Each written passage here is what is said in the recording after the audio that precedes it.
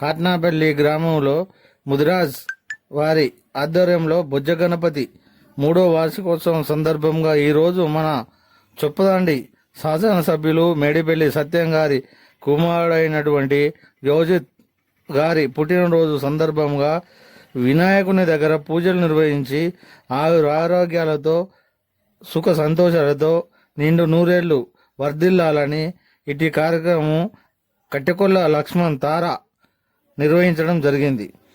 దీనికి అన్నదాన కార్యక్రమం చేయడం జరిగింది. ఈ కార్యక్రమంలో ముదిరాజ్ కులాస్తులు, భక్తులు, కార్యకర్తలు, కాంగ్రెస్ శ్రేణులు అధిక సంఖ్యలో పాల్గొన్నారు.